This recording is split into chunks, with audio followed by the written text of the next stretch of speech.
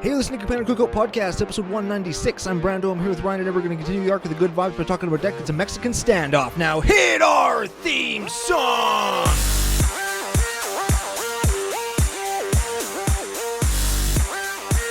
Hey, Ryan. We're back for yet another whirlwind adventure.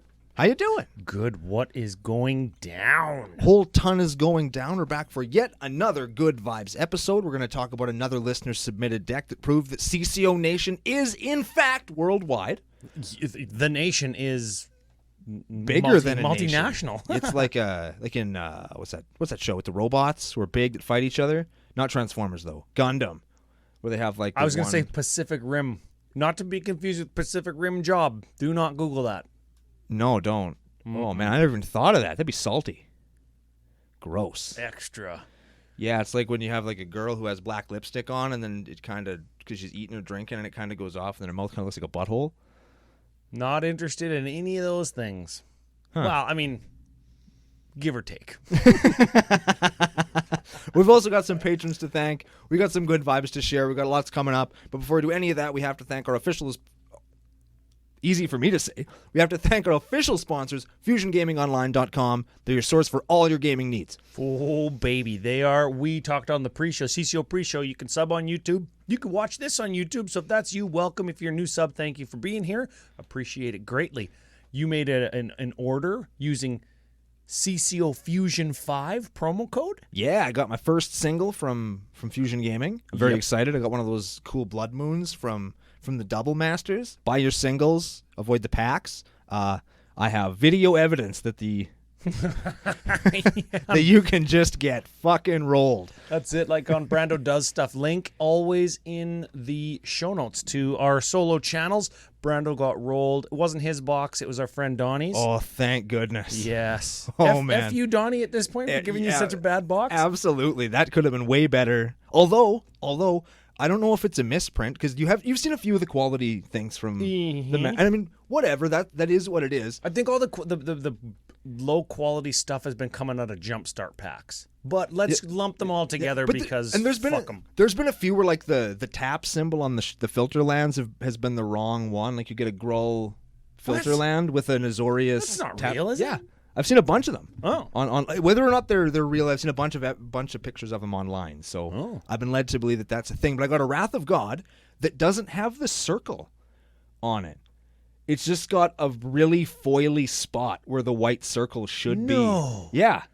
Like it's the wildest It doesn't thing. have a number on it? Well, no, like in the picture. Yeah. In the picture of Wrath, the card is totally fine. Oh, like the art. But when you look at the art of Wrath of God, where it has that circle in the middle of the art, like the focal... Because things are getting like sucked up or down in the new art, right? Yeah. Well, no, in the old art with the circle in the middle that's blasting everything. Oh, is that the art that's in the regular set, the non-box topper art? There's the laser from space, that's the buy a box. Yeah. Not that one. It's Not the that other one, like the 10th edition art.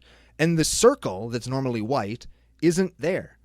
Fuck off. Pictures or it didn't happen? It's on the video.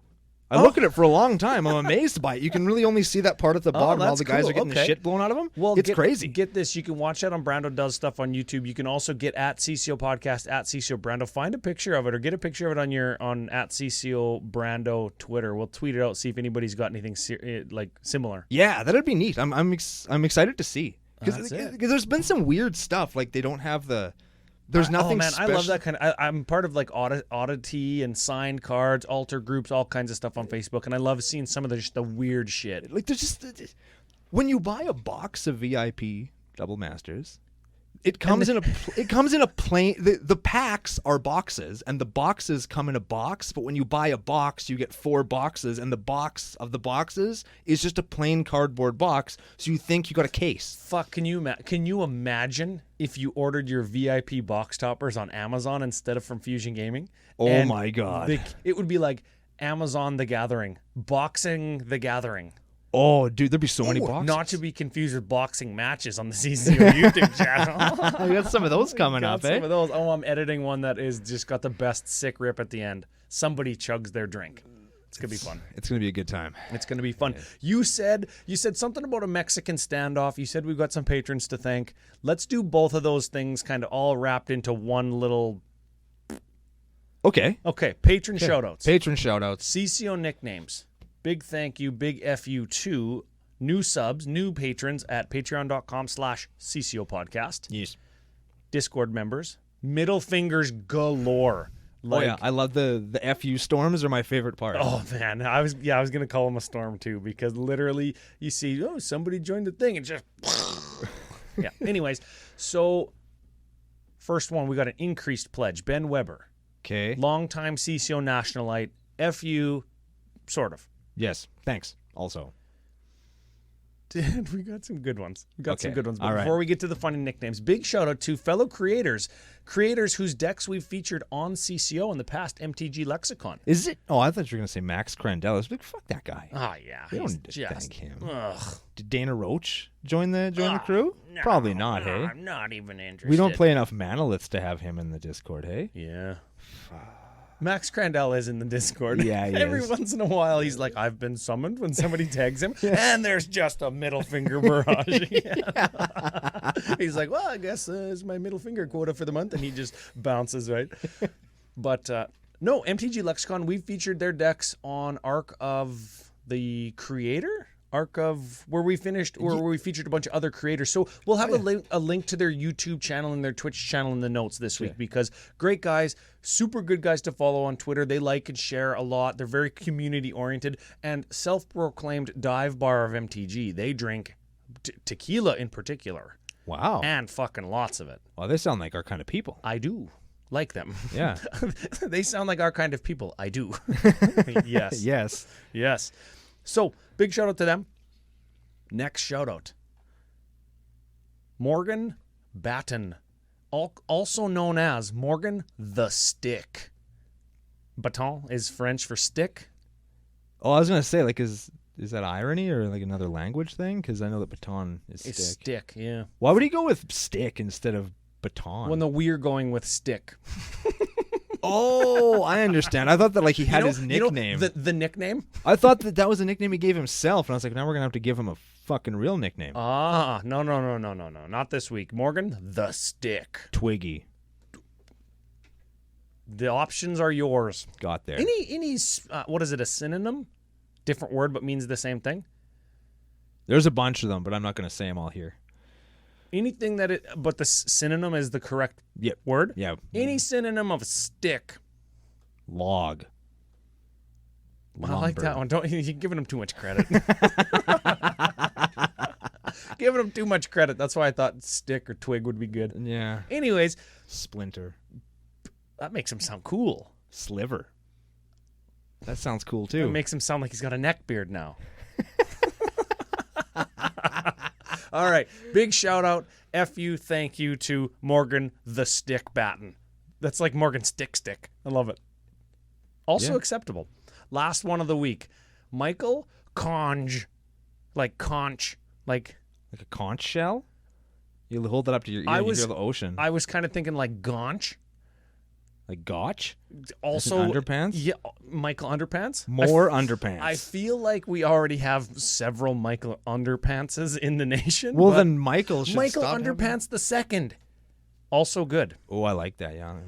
Again, all acceptable. The only thing we want to do is provide a jumping off point for some of the other members of the Discord and the nation to kind of maybe flower blossom, fertilize the nickname. Or you could fertilize inside your underpants. That means poop yourself. Don't do that, though. I heard a story from I was just going to tell a story. third-party story where there was this girl who, I will not say her name, it wasn't Kyla, though, Okay. was trying to lose weight, and she was using one of those fat binders, and the ones that just make you shit until you lose weight. And I guess one time she was sitting there eating, and she sneezed, and she shit the chair.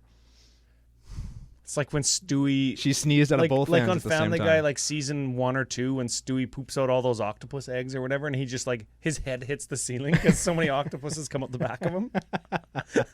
People know what I'm talking about. There'll be a little image of it on Twitter for this episode. I bet you. Gross. That's it. Yeah. Oh, hey, nobody guessed the Lord of Tressorhorn in the CCO pre-show guessing game last week. So we're rolling over packs or stickers or coasters to next week. That amazes me. nobody got that. We were so no. Well, we were pretty yeah. blatant. After we announced that it's Lord of Tressorhorn for the deck list proper, and they were like, "Oh fuck, of course it was a Grixis deck, and it's fucking Lord of Tressorhorn." Like, of course it is, right? So, yeah, well, this week, however, oh shit. Yeah. oh hey, no, hold on, I had one more kind of rollout. Thank you. Oh, okay. Well, okay, we'll kind of roll it into the deck list announcement today. Okay. We are doing a listener submission from a while ago. We had it saved in the email because the list is cool, and particularly cool that this listener, Joaquin Gonzalez, from the Philippines. Wacky Gonzo. Wacky Gonzo from the Philippines. The point is we've got a multinational audience, which we knew for a while. We've got the land of the free. We've got the land of the north, or the Great White North, if you will. We've got some Northern European listeners like Sweden and Denmark and Finland, but also Got some homeboys in Australia. Australia, the fourth biggest country in the nation. The third biggest, Germany. Really? So big shout out to all of our German listeners, Australian In listeners. Deutschland. Yes. That's what they call it. I figure that's what we should call it too. I don't ever understood why people can have a name for something, but then in other places that name is different. Like if I was to go to Spain and say, "Hey, I'm Brando," and they were to go, "No, you're whatever." El Brando. Here in Spain we say this. Fuck you, man. That's not my name. So why do we? I think with country names, like the way that you say the country in the native language of that country, like why don't we just say it like them? Deutschland in English translates to Germany. Why don't we just say it's a name? Why don't we just say Deutschland? I don't know. You know what I mean? This I don't know. Spain is similar, España or whatever, right? Yeah, and I think they call Japan Nihon in Japan. Like why don't? I thought that's how they said hello. Hey, we've got a Japan listener, a Japanese listener too, according to Podomatic Stats. So big shout out to the Japan listeners. Ohio. I think that's how you say hello. We also in have Japanese. listeners in Ohio. Oh, I'm sorry, guys. I've driven through Ohio, not very scenic. Is Ohio the Delaware of the part of the states that it in, or is I don't know. I think Delaware is just the Delaware of Delaware. Does Delaware have anything in it? We're talking like with United States geography. We know less about fucking United States geography than anybody from the land of the free knows about Canada. Oh yeah, I know nothing. I know where California is. Like I could find it on a map. Yeah. Maybe Florida, probably Texas. Oh, you know where all those things are. But like Washington also. I know where Washington is too. Yeah, that's right. That's the end of that though. Anyway, international listeners, we have them. We love them. Thanks for being here. Oh, yeah, very much. So last thing, talking about topography and scenic routes and stuff, I'm driving back from the lake. My neighbor went to his cabin. Like, it's way out west of PA. So I've never been there before. We're driving back through, like, north of Blaine Lake, coming that way. And it's like a buffalo or bison ranch here and horses here and, like, rich farmers here. And they all got their brick gates and all their things over their nice manicured driveways and, like, beautiful new developments. Nice place. So we're just driving. I look the other way with an ambulance in the parking lot. This old fucking beat up old yard. It was like an antique, like an old store from like the 40s that was now converted into antique shop with all the shitty old cars out behind it, and not cars from the 20s and 30s. No, cars from like 1992. It was called Old Stuff. What do you think they sell? Oh man, so we had a good laugh. Like literally you look left and it's like $1 million house. You look right, Old stuff. fucking old stuff. I thought you'd like that. Speaking of things that I like and stories. This is Cinematic Cookout Podcast. This week's episode of Cinema Cookout Podcast. This is actually the movie that was recommended to me more often by more people than any other movie. And you have never seen it. And I had never seen it before. People outside of the nation, when I told people I was doing this, oh, you have to watch this show. Ice Pirates. Ooh. So everybody who recommended Ice Pirates, I watched it because it's the worst, it's terrible. Now, this is a movie that features a head with no body that's still alive somehow. Naked ladies on unicorns. Unicorns that use their heads as spears to kill people. Any naked ladies on unicorns? Any unicorns on naked ladies? Ooh, no. Do not Google that. No, though. Okay. There's time travel. Oh. There's pirates. There's swashbuckling. There's characters that play themselves and their own sons. There are children that grow up in the span of an hour, they're born and grow up human children that then win fights. That would be a painful endeavor. And you're thinking to yourself, wow, this movie sounds just insane and ridiculous. But it's really not. It's actually a good show. Oh, Ice Pirates. It's basically Star Wars A New Hope. The effects are real good. I was sound effect I was is gonna say that sounds like Star Wars like 1 through 4 rolled into like fucking one movie. It was actually good. Like, I need people to step up their game. When I say I want to see I want to see eyeballs having sex with people. Like, it sounds like I don't want that, but I want that. You could just... I'm not Googling it. There has to be a giant styrofoam eyeball with tentacles having like extended sex scenes. It doesn't have to have sex scenes, but I want to see crazy ass shit. Like I don't want the mosquito. I don't want to see good movies where people act well. Okay. I don't want to see actors that I know performing in a manner that I'm entertained by. I was laughing out loud at the funny parts of this movie and then taking it seriously in the serious parts. Wow. Like a Leonardo DiCaprio movie. Yeah, like I would never say that I was let down by this show because it was really great. So thanks for recommending it to me because I'm really glad I saw it. But like it wasn't bad. I want to see bad.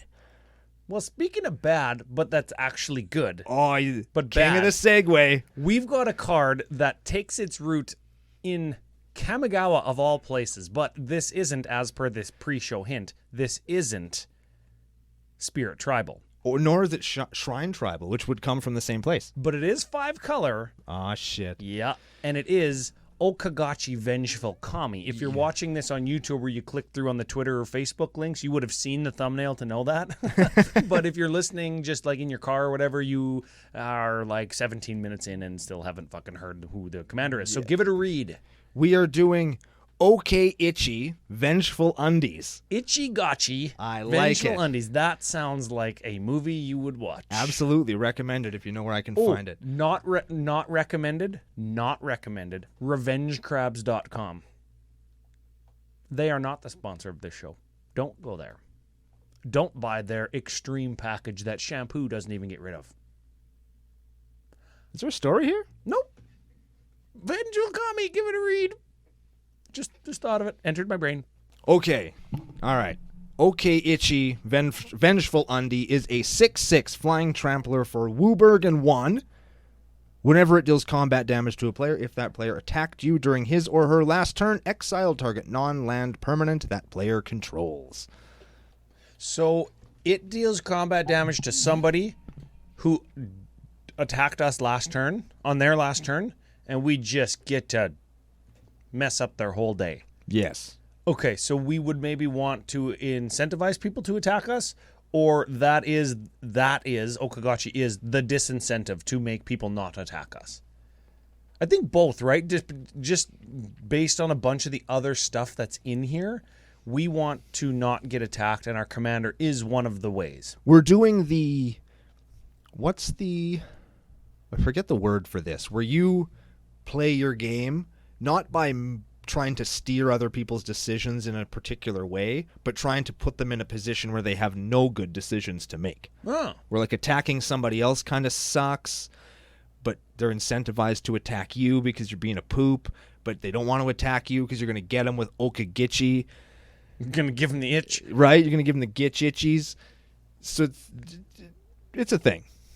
I'm sure there's a word for that, like some martial arts term or some chess term where you're like trying to kind of set up a little bit of a lock between 2 or 3 of your pieces and maybe 1 or 2 of theirs. Yeah. There's probably some juxtaposition term that you could use. Yeah, but I don't know what it is. I don't know what it is. It's the itchy-gitchy. That's what we're trying to give them. Yeah, if we have any kung fu guys or chess people in CCONation, let us know what those... can you imagine if we had a kung fu chess person that was just like... Oh, and they'd have like rooks as their nunchucks and shit? Oh, yeah. Oh, man, hell yeah. Yep. Oh, that's cool. Yep. If you have rook nunchucks, but you can, when you're swinging them around, you can only walk straight forward or straight sideways or straight backwards. You got to switch to like your knight nunchucks, and you can like kind of skip sideways. You can like jump forward and then kind of to the side real quick. Yeah. Oh, that would be a good technique with nunchucks. That'd as long as you can maintain like their kind of swingingness. No, man, without like nutting yourself on them. You ever watch nunchuck videos like on TikTok or something? Not TikTok, but How long have you known me, Ryan? You know of when you're course. just going through the YouTube black hole or the Facebook black hole and you click on the first video and then you scroll down like 5,000 videos and eventually you're just watching guys getting like hitting the balls with nunchucks? No, that's like the first thing I watch, man. You click on the first one that is that and you end up on like some black hole political science conspiracy theory type show. As soon as I start seeing that, I'm like, no, I need to find something. What else that is funny when people are bad at it? Nunchucks is the best thing when people are bad at it. Nunchucks is a good one, yeah. Gun fails are also really funny. Oh, yeah, gotta be careful, though. Gotta be careful. Well, YouTube isn't like murder tube. It's Don't Google that. It's people just getting hurt tube. So if you ever want to just laugh because people are dumb, gun fails, nunchuck fails, parkour fails. All of those things will amuse you.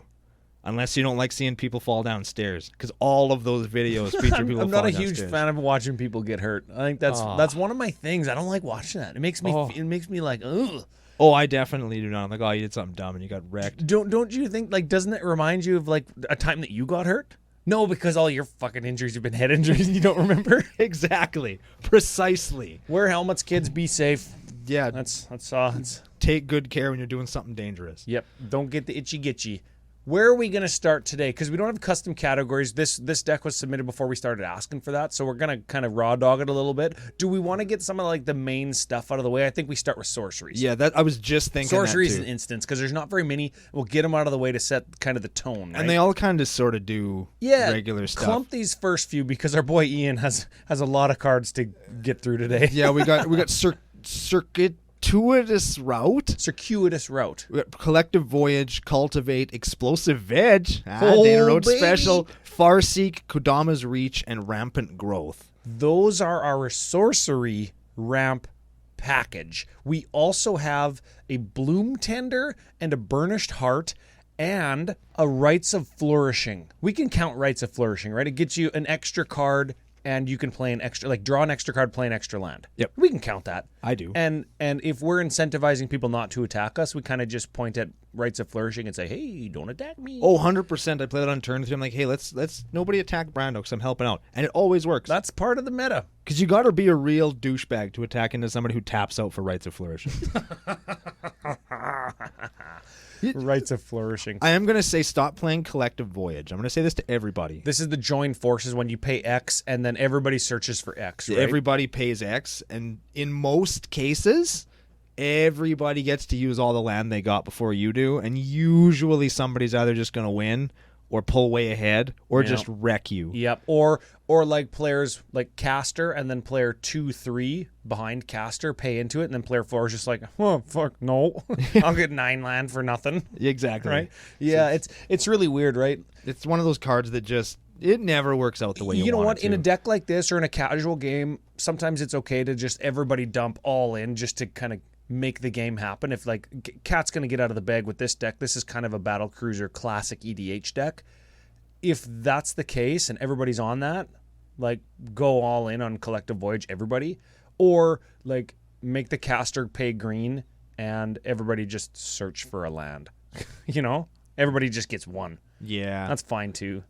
Anyways, next card, Fractured Identity. Give this one a read because we're probably going to see some combo pieces with this, or it might just be a really good removal. I've got something really good, spicy in the deck to go with this. Okay, Fractured Identity is a sorcery for blue, white, 3. Exile target non-land permanent, period. Each player, then its controller creates a token that is a copy of it. So you remove something from somebody and everybody else gets that something.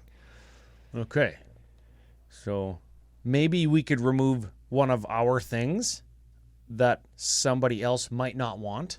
Like classically, this card is paired with Phage the Untouchable. we play our Phage and then we kill it and give everybody else a Phage so they automatically lose the game. We're not doing that, but that would fit pretty handsomely into this deck.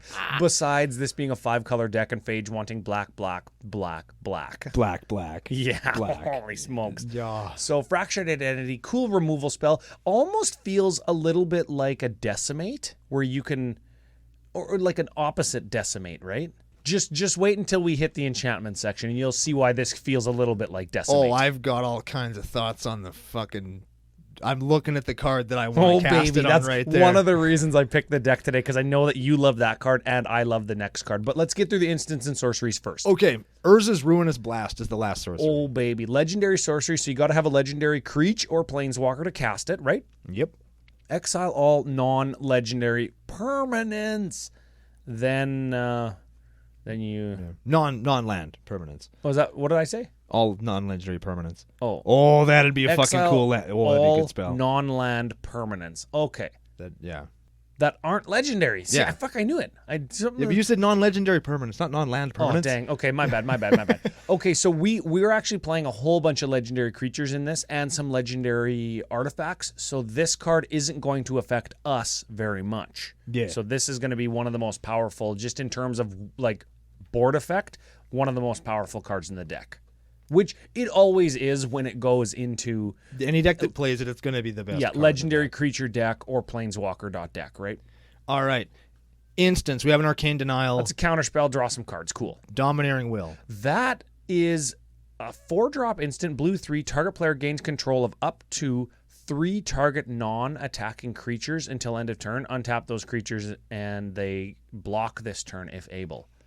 So you untap creatures and give them to somebody else who doesn't currently control them, and they have to block. So this is kind of like a removal spell. If you incentivize somebody else to block, you can untap a bunch of creatures. They don't have to be from the same player either. You can untap all of the key things you want to die and throw them in front of somebody else's Alpha Strike. Yeah. To get them out of the way. This is very versatile and a pretty cool card, honestly.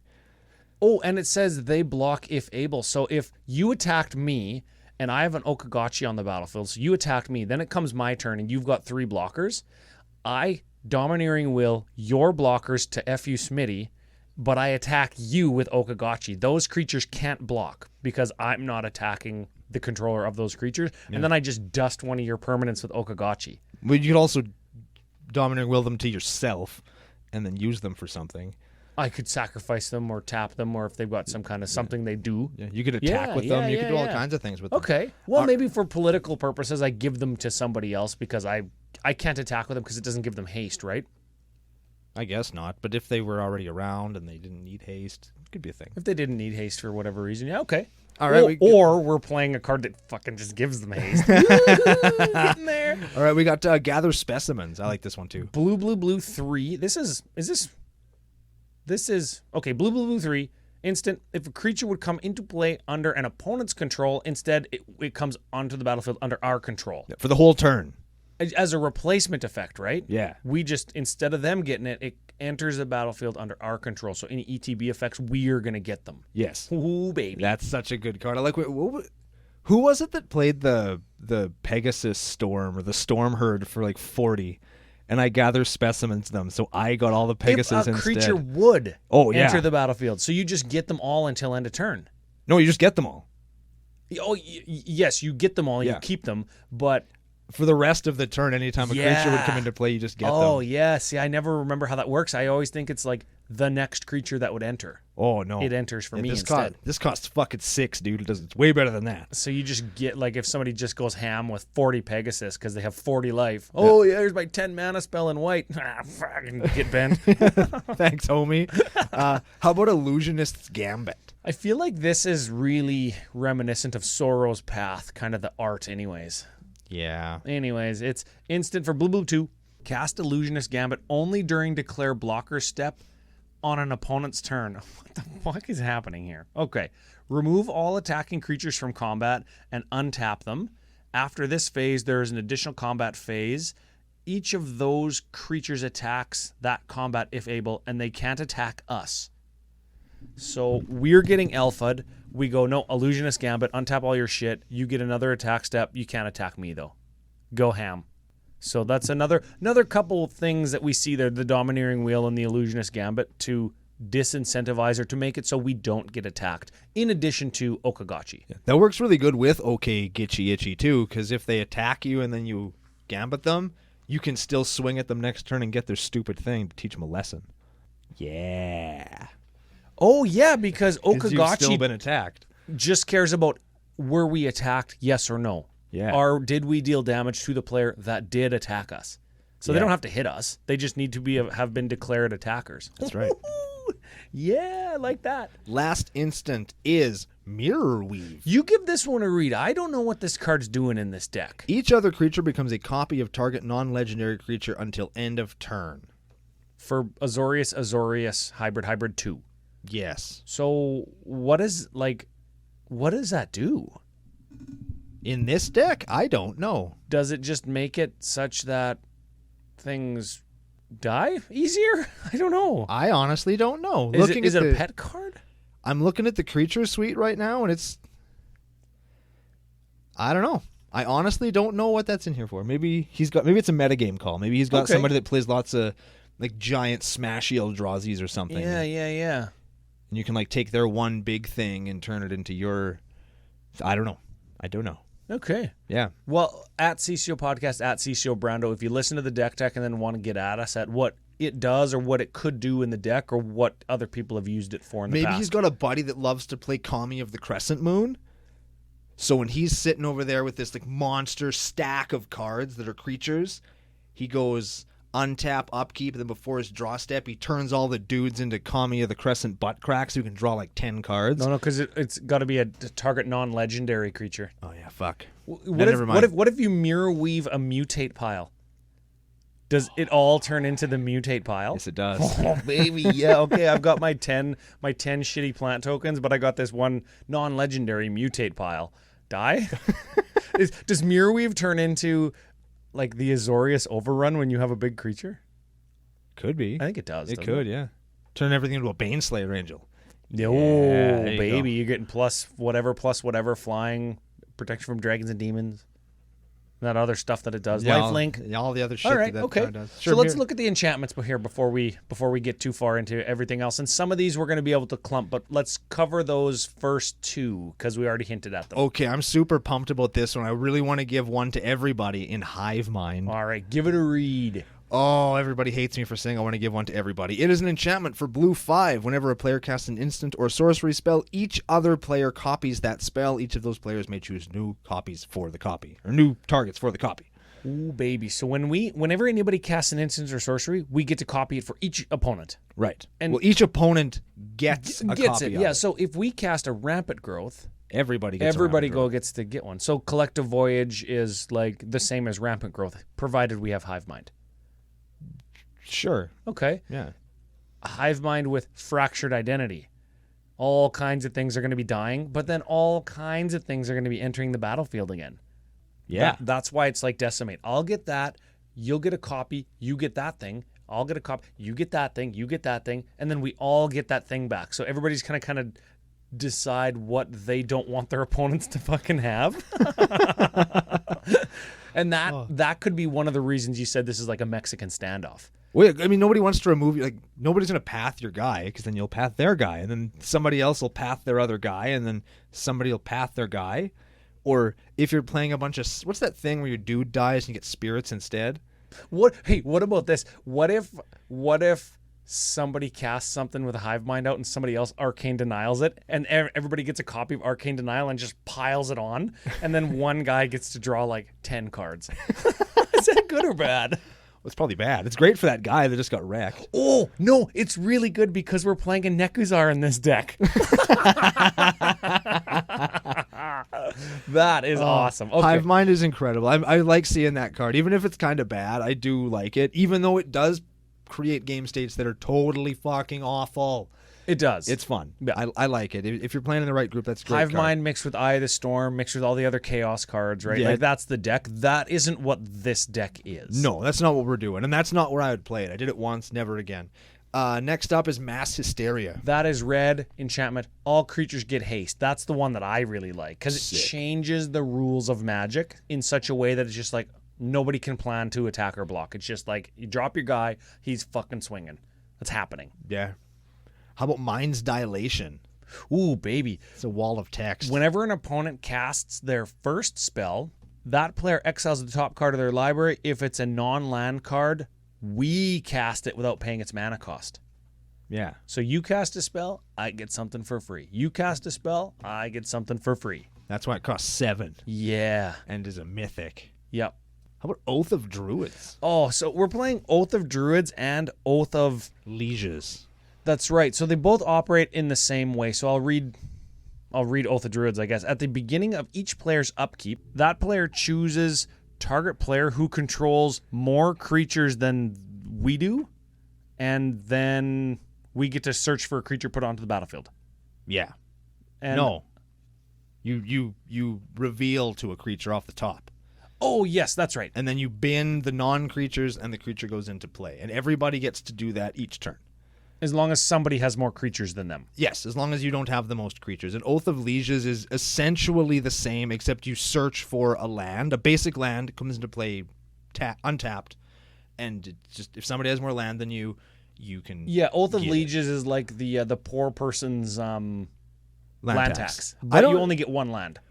I don't hate it. I kind of like it because if you are playing, let's say you're playing a white-red or just a white deck or whatever, if you're inclined to do that, Oath of Lieges is a good card because it lets you keep up with the decks that are rampant, right? Yep. There's always going to be that deck that's putting out 2 land a turn for a couple of turns, the Azusa player, whatever, and eventually Oath of Lieges will pay dividends, and it's not a removal magnet like land tax is. Oh, yeah. Because everybody kind of gets to benefit from it. Yeah, very white in that way that it's kind of bringing everybody up to the person who did the ramp thing, right? Yeah. Okay. So I'm a fan of that. And then the last 4 enchantments are Vow of Wildness, Vow of Malice, Vow of Lightning, and Vow of Flight. Those all give some kind of buff and some kind of color-associated benefit to enchanted creature, and enchanted creature can't attack us.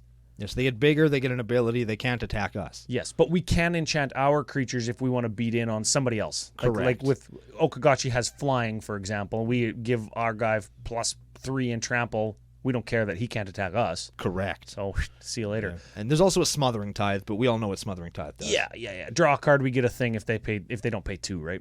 Correct. Should we do some arties? Yes, you stole my segue. Sorry, man. What I was gonna fucking say is, speaking of can't attack us, Assault Suit is our first artifact. Oh yeah, it's an equipment for 4, equip for 3, so all in 7. Equipped creature gets +2/+2 haste, can't attack us or our planeswalkers, and it can't be sacrificed. Then an additional paragraph. At the beginning of each opponent's upkeep, you may have that player gain control of the equipped creature until end of turn. If you do, untap it. Untap it, they can get it, and it's just pass the creature and everybody take a hit. Yeah. That sounds like a good time, actually. Pass the creature. Oh, I always thought that would have a cooler picture on it. Yeah, I don't know. It's not good. Okay, Chromatic Lantern. Chromatic Lantern, Fellwar Stone are our 2 mana rocks, and then we've got a Crown of Doom. That is that another pass the thing around? It is. It's an artifact for 3. Whenever a creature attacks you or a planeswalker you control, it gets +2/+0 until end of turn. Why the fuck are we playing that? Because for 2, target player other than Crown of Doom's owner gains control of it. Activate this ability only during your turn. So you give it away, and it can't be given back to you. Oh. And your opponents are just tossing that fucking thing around, trying not to get wrecked by it. Trying not to get wrecked by it. And if they do attack us, which they probably fucking can't, we just smash them back with O-Kagachi. Give them the itch. Yep. Give them the gotcha itch. And the last one will work into one of the creatures that we're going to be talking about in just a second. It's Helm of the Host. Yeah, that's 4 to cast, 5 to equip. At the beginning of combat on your turn, you put a token into play that's a copy of equipped creature, except if it's legendary, it doesn't care about the legendary rule. Or it's not legendary when it enters the battlefield. And the token has haste. So, I mean, you could use that with O-Kagach or whoever, Oh, hey, really. Helm of the Host puts a non-legendary copy onto the battlefield, right? Yeah. So when you mirror weave the token copy, all your creatures become a non-legendary version of whatever legendary we want to have like 10 of. That's what we do. So does everybody else's, though. Don't care. I guess. As long as they're tapped out, I guess. Well, yeah, if we just cast Urza's Ruinous Blast and followed it up by like mirror weaving, I guess. that would be pretty good. I suppose. Pretty good. And the Cranko guy's like, hey, makes a bunch of Crankos. All his goblins turn into a bunch of, like, fuck. Fucking Cranko. God damn We're all it. going to die now. Well, okay, so that's the deck save for the 30 creature suite. And Secure Tribe-Elder. We missed that in the Mana Dorks and Rocks section as well. So I think I counted up. There's like 13 Dorks and Rocks. So the deck is a little bit slow, but it can power all these out because it's got Dorks and Rocks and 5-color stuff, right? Yes. So, I don't know. Do we want to just blow through some of them and come back to some of them ones that are like really integral to the strategy? Let's talk about the one that works with Helm of the Host first. Okay. And then we'll just kind of bang through some of the ones that we got. We can go back and talk about ones that we think are like crazy. Because this creature suite is indicative of something that's really cool with decks like this.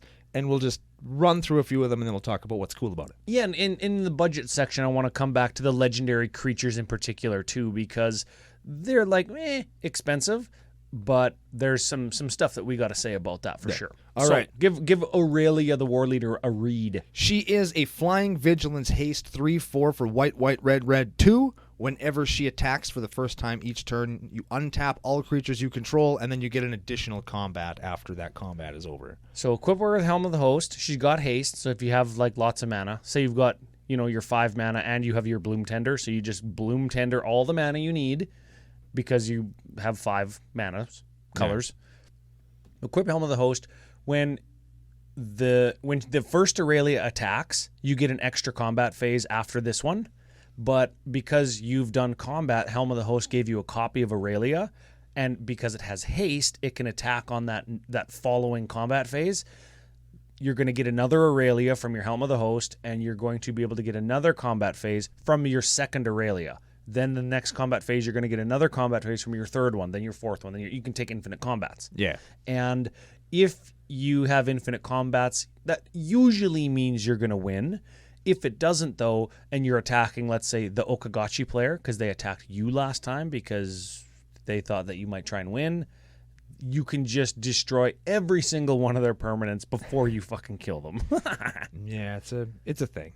So Aurelia combos with Helm of the Host. That's the main win con, and everything else is just a suite of very powerful creatures that get us through the mid game and help us do some like battle cruiser heavy beatdown late game, right? Now, the way that's worded, there isn't a main phase. So you go from combat to combat to combat to combat to combat. There's no chance to re-equip. There's no chance to play sorceries. That's right. You just keep fucking swinging until somebody's dead or you decide to stop. Yes. Sick. I like that. All in. I like it. Okay, so for the creatures, we have got an Anafenza the Foremost, an Athreos God of Passage. Oh, you know what? We'll do CCO quick hit style. Anafenza, Grave Hate. Athreos, Grave Getter Backer or lose 3 life. Derevi, Imperial Tactician. That you can get out of your command zone or bounce shit. He untaps things. Sure.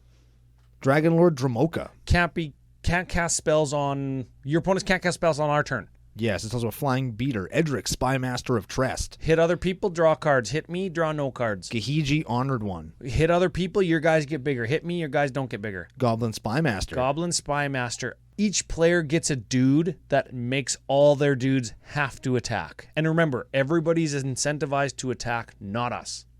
That's not a legend. Sure, doesn't matter. It's awesome, though. That art is awesome. We talked about how cool that art was last time.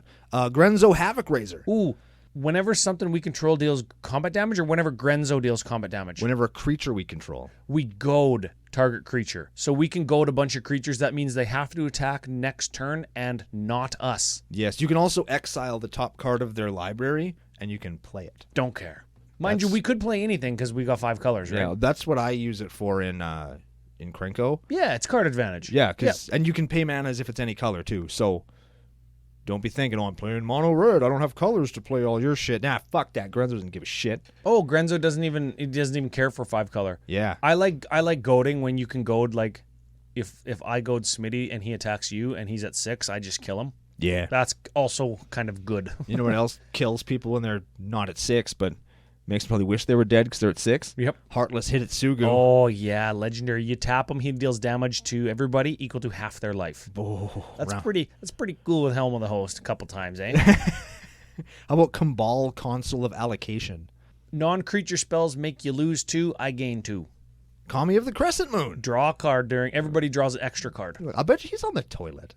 He knows what he's staring out into the kind of the moon or whatever. No, he's looking at us. He knows what's going. He knows what he knows what he did. He knows.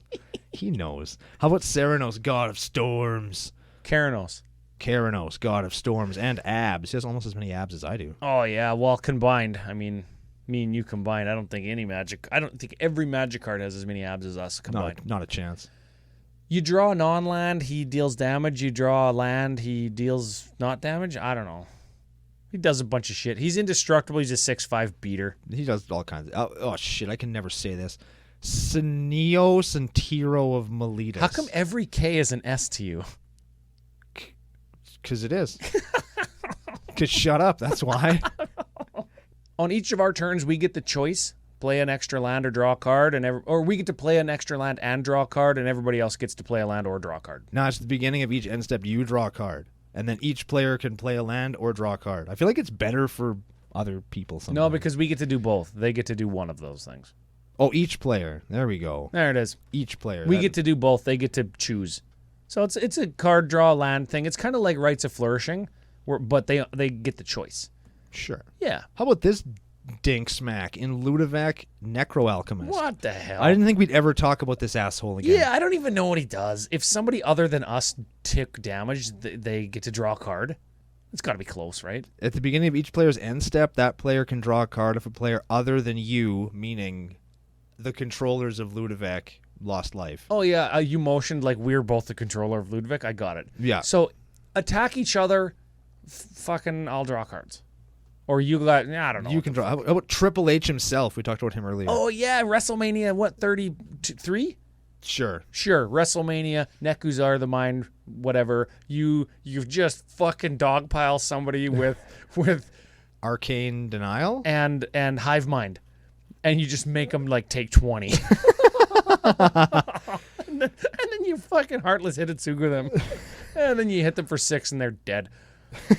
I like that. Look at this card. This is we've never played this card. Give it a read. This is an Unreal called Pulse Mage Advocate. Is a 1/3 for white 2. It has tap. Return 3 target cards in an opponent's graveyard to their hand. Return target creature card from your graveyard to play.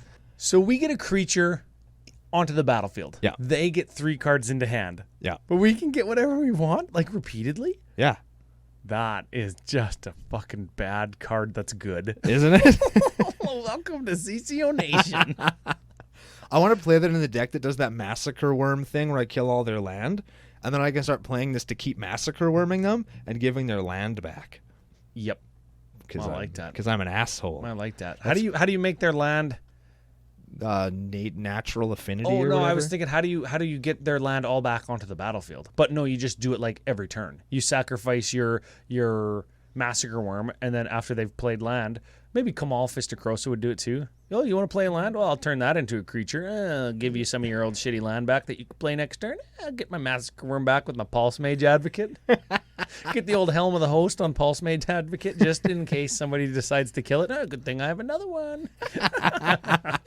That's an awesome card. I'm going to order 6 of those. Yeah, FusionGamingOnline.com. There we go. What's the promo code, Ron?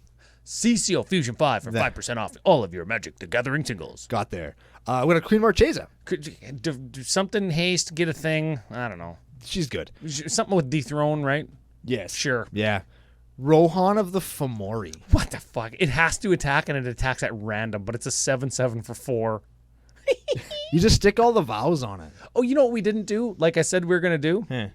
Oh, no, it was in the notes. I don't think I said it out loud. Yeah, fuck Shit. it. Who cares? Take note, just mentally from here on out, how many of the things that we're talking about were in Commander Precons.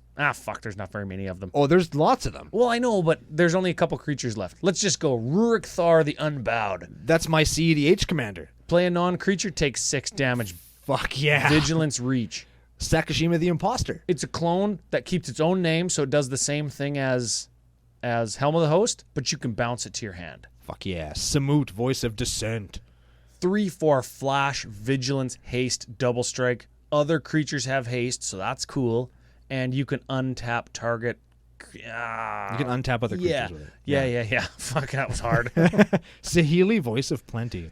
You, planeswalkers you control, and other creature have hexproof. That's pretty cool. You could pay 6, put a +1/+1 counter on each creature you control. Medium. Thantis the Warweaver. What the fuck? Vig, Reach. This is a precon one. 5/5 Spider. Vigilance Reach. All creatures attack each turn if able. So remember, we're disincentivizing attacks to us. So people are just going to beat ass on each other, which is great. Whenever a creature attacks you or a planeswalker we control, put a +1/+1 counter on Thantis the Warweaver. So further disincentivized to attack us. Yes. The Mimeoplasm. Another precon one. When it enters the battlefield, you Exile 2 cards from the bin. It is one of them. and it gets power and toughness equal to the other one. I think so, yeah. It gets +1s equal to the other one's power, right? It comes in as one of them, and the other one makes it big. Yes. So that's So you exile like Draco and something else. a Talkthon worm.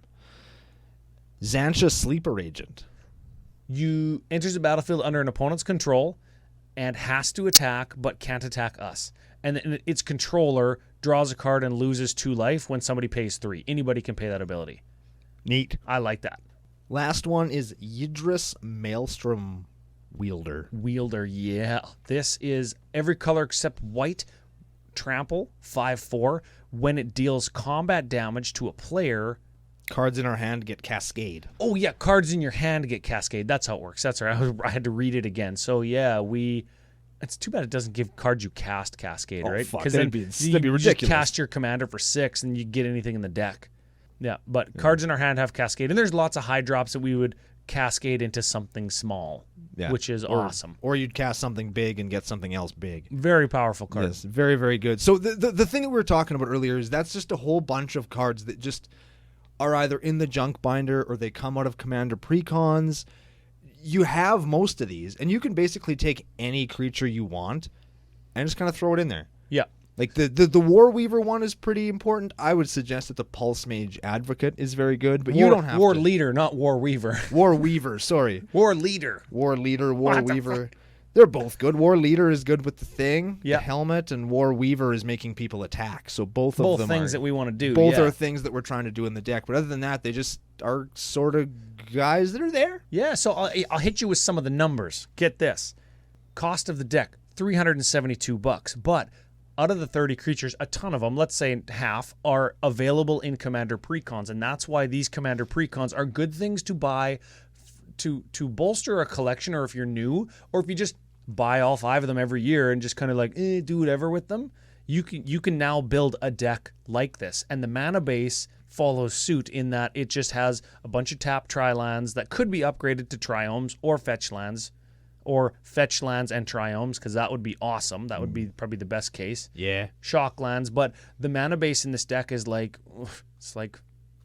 it's garbage. $20. $20 garbage. Yeah. And Which proves That's- our point that we always talk about, right? that's misleading, though, because some of these lands are listed at like a lot of money. Oh yeah, there's 4 islands, APAC islands that are $22. Yeah, like, so... Well, islands don't cost nothing though, you know that. yeah, everybody knows islands doesn't cost shit. Yeah, so like legendary creatures that were available in precons notwithstanding. So we don't count those because we already own them if we have precons, and we recommend getting the precons because they're an excellent way to, like all the shit we said.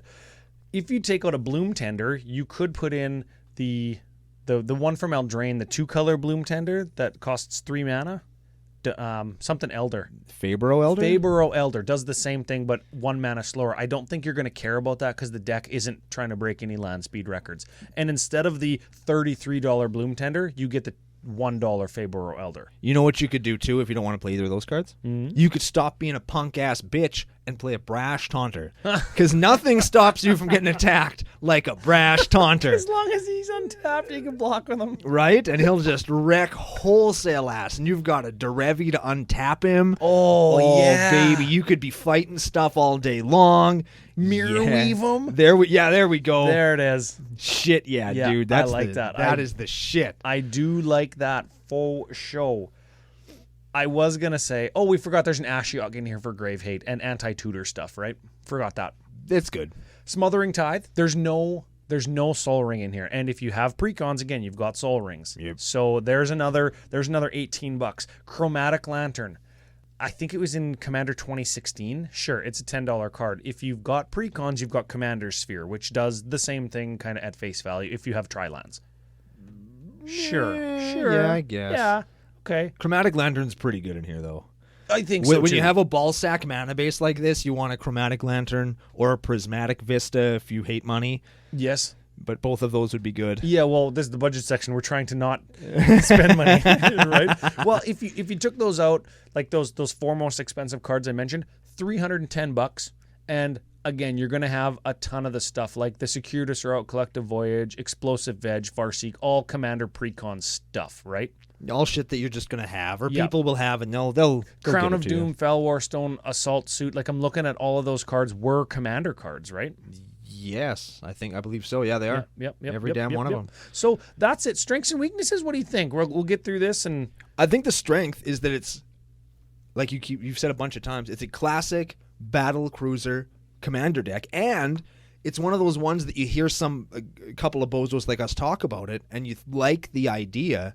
You could build this whole deck out of your binders because you don't necessarily need all the pieces that are in there. These 30 legendary creatures are the ones that are in this deck. Yeah. Sure, Aurelia is good, right? And she combos with Helm of the Host. That's a known combo. Go on EDH but You could play anything. other than that, like you could play any other 30 that you want, right? You could stuff it full of Magus of the Moat and a bunch of Planeswalkers. You could do anything you want with this deck, and the possibilities are endless, and you still kind of get that same political, long game, low power EDH experience that I think lots of players really do like in the format. And this one gives a chance to have... this is one of those decks that you could build 1 week and then rebuild it for the next Every week. week, just switch out 2 or 3 legendary creatures every week. And it's the like same a deck. rotating deck list. Yeah, it does the same thing, but it's a different deck, so it plays different for you. The same shell is there, but You have a the unique, experience is different. unique gameplay experience. There it is. That's classic CCO right there. That's Fuck CCO like 214. Right? Scripture right there. Status. Weakness, well, we do have a fairly budget 5-color mana base. There's no shocks, there's no fetches, there's no duels, there's no triomes. Triomes are so goddamn good with the fetch lands. They'll like 2 fetch lands and 2 triomes can get you any color mana you need, right? Well, he is... No, I guess I was going to say he's playing a panorama or two, but they just get basics. They get basics, which is still fine. Yeah, fuck them. Get him out of here. Get them out of here. Get Cut them. them. Basics. Get that shit out of here. Actually, the 4 casting cost green sorceries that find 2 forests, not basic forests, but forests. Yeah. Those would go real good in here because you could get triomes, and you'd basically have your mana all the way fixed right there. Yeah, you think triomes have bottomed out in price? You think they're going to start going up now that we're already on Double Masters and Zendikar Rising previews are going to start soon? I think there was enough good stuff in Ikoria that I think people will still be after them, and with the cool art versions of them, I think that they'll be low for a little while. I don't think there's any rush to get them, but I wouldn't sit on them for too long. All right, well, 5-color, 4-color, they are good. Recommended. FusionGamingOnline.com. There we go. CCO Fusion 5 promo code. Get 'em. Yes, get them now. Get them now. Play them. They're good. They're fun. Everybody will like them. Or be square. And if you get those cool extended art comic book ones, people will respect you. Oh, yeah. Because obviously you have to have borderless cards for people to respect you. Yeah, that's what they want you to think, eh? And if they're not available in borderless cards, Facebook.com/CCOPodcast every Thursday. There we go.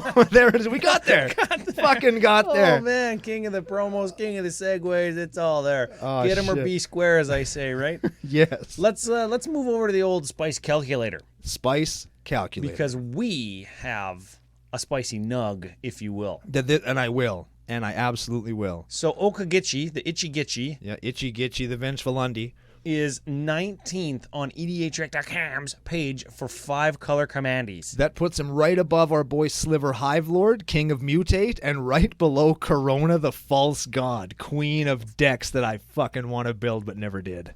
That was better than what I was going to say. Honestly, I would put her in here instead of O-Kagach because it has all the shit that I was going to play with her. Oh, all there those you go. vows so she can't attack me.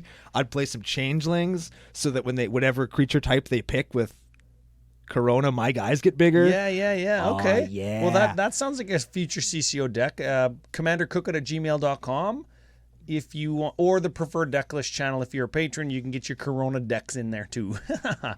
Good call. We're not doing that. We've got 572 lists of O-Kagachi to base the spice calculator on, where we look at the cards that show up on that page, and anything that matches makes it less spicy.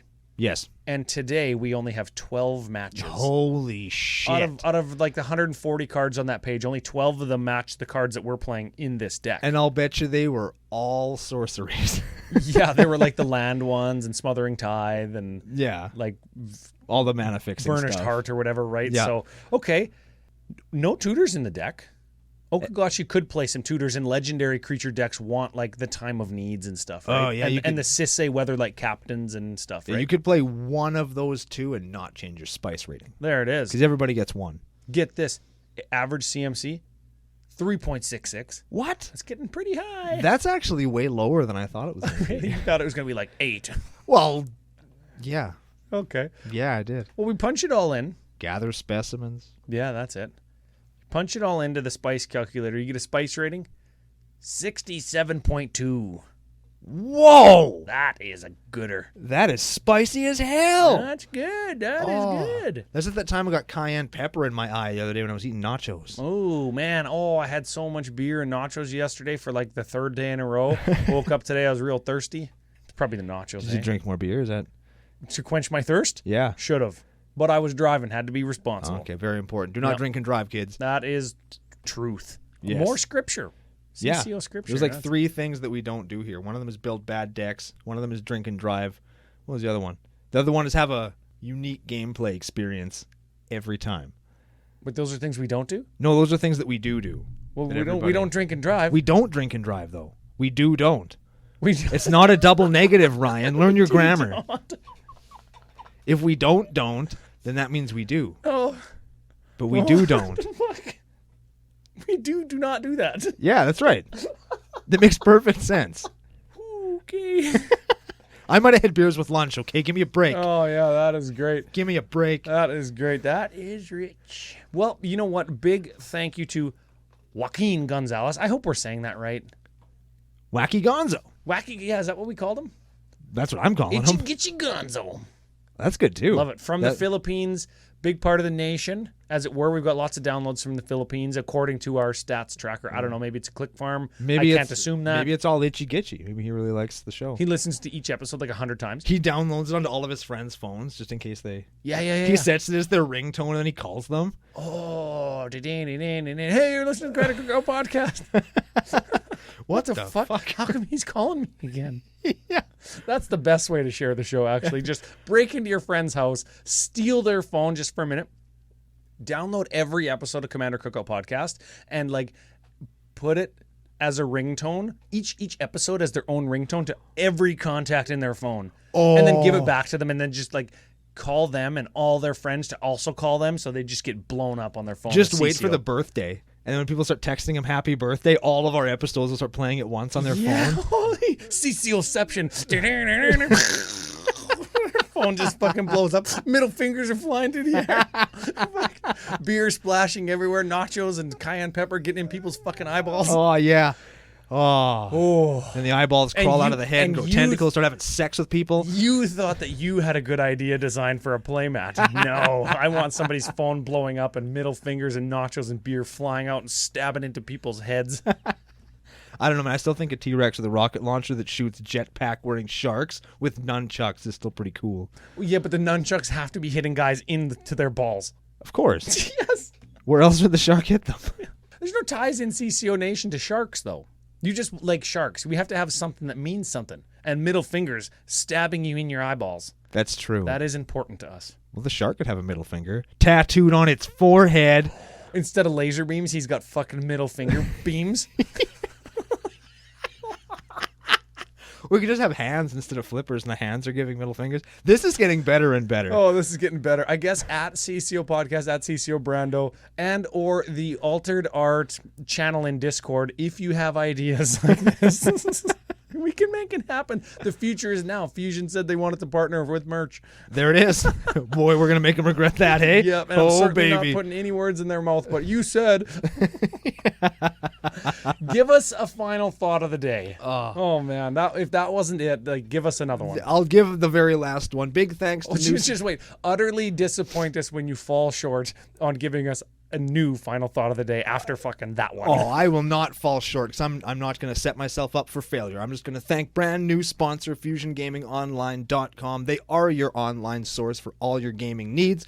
I'm going to thank Wacky Gonzo for sending in a super wacky and gonzo, as in the wrestling term, deck, which we had a great time talking about, and I hope that all of you had a great time listening to, because we do appreciate when you have us in your eye holes, ear holes, and whatever other holes you have us in each and every week.